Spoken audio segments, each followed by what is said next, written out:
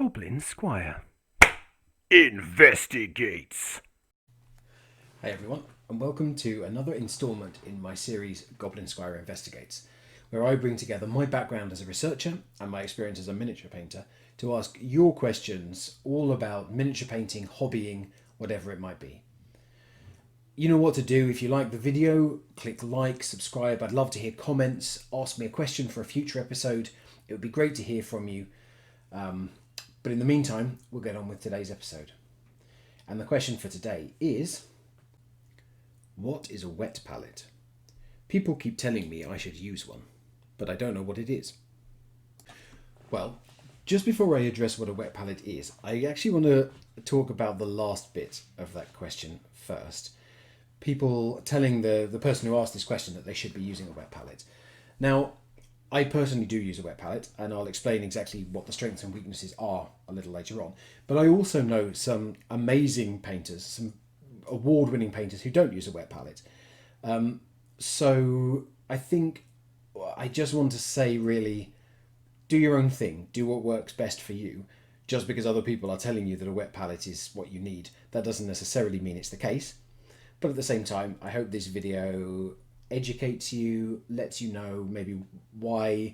I hope that they're suggesting for a positive reason and they think that a wet palette will be beneficial for you. But don't let anyone tell you how you should be doing the hobby. This is for you to enjoy and to relax. So now that I've got that off my chest, what is a wet palette? Well, there is a little bit of common sense to what a wet palette is. A wet palette is really a palette which helps you keep your paint wet.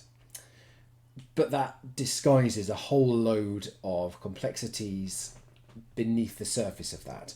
So I'm sure you will know if you're watching this video that if you mix acrylic paint with water, it very quickly loses its pigment, it waters down. And what you're not looking to do with any palette is to really water down your paint artificially. So the idea of a wet palette is to keep it wet in a way that doesn't really water it down and lose the effect that you're looking for. So the fundamental principle of a wet palette is maintaining that balance of moisture to keep the paint wet without watering it down. So what that means in practice is normally it's a sealed container to prevent the water escaping. It then has some kind of water containing implement, so like a sponge or something of that nature, and then a layer over the top of that which you put the paint on, which keeps it separated to a degree from the water beneath without actually forming an impenetrable layer. So it's a semi-permeable layer, allowing some water to get to the paint without it just losing all its integrity and becoming really watered down. You'll see just here, there's a video which kind of shows you how the wet palette that I use works. And as I say, it follows that principle of water at the bottom with a semi-permeable layer over the top to put the paints on. It's possible to make your own wet palette. I'm not going to go into that now because that's not really the topic of this video. There are videos from other content creators out there that you can search down if you're interested. I'll put a link to where I got my wet palette from in case you're interested. I don't have any sponsorship, anything like that, but I have found it very useful. But now that I've kind of explained a little bit about the reasoning behind a wet palette and what it does, I'm going to look at the strengths and weaknesses, how well it works, kind of what it brings to your painting, but also maybe some of the challenges and why some people might choose not to use a wet palette. So, what are the strengths and weaknesses of using a wet palette?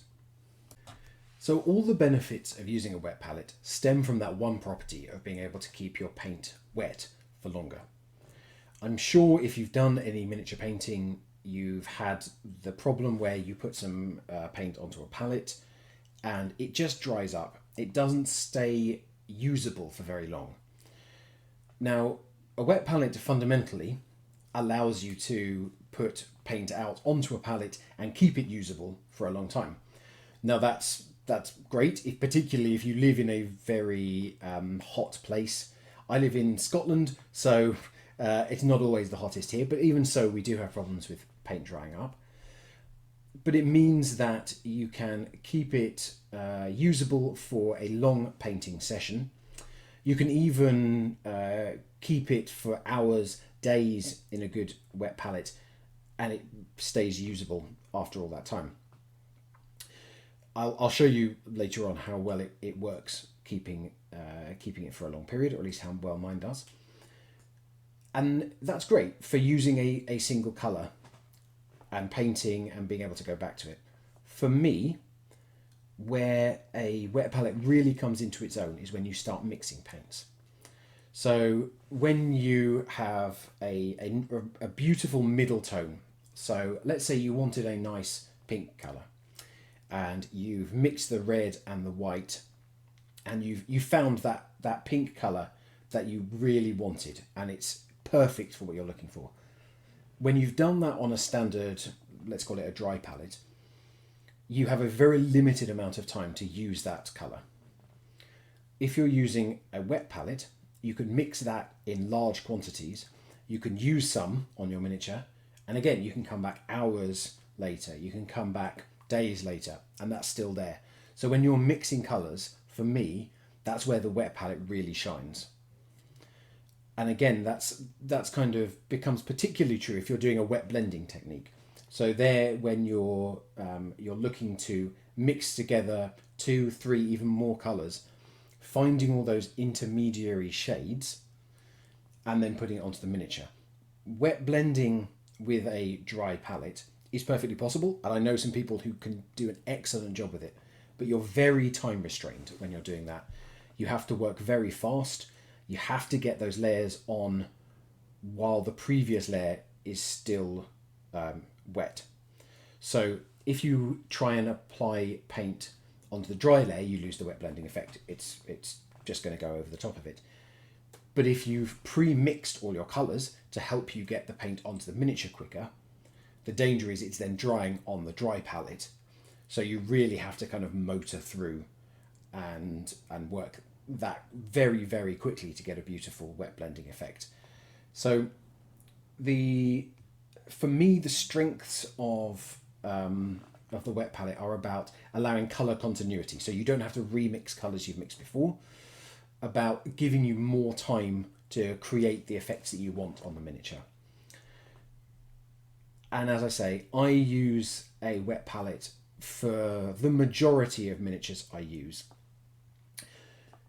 The disadvantages of a wet palette, I guess cost is a disadvantage.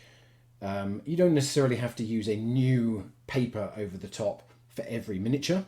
You can wait until it's full, but once it is, that is thrown away and you start again. So you need to use that constantly. You also, if you want to keep the paint wet on the wet palette, you need to make sure that there is water in the palette. So you need to keep topping it up.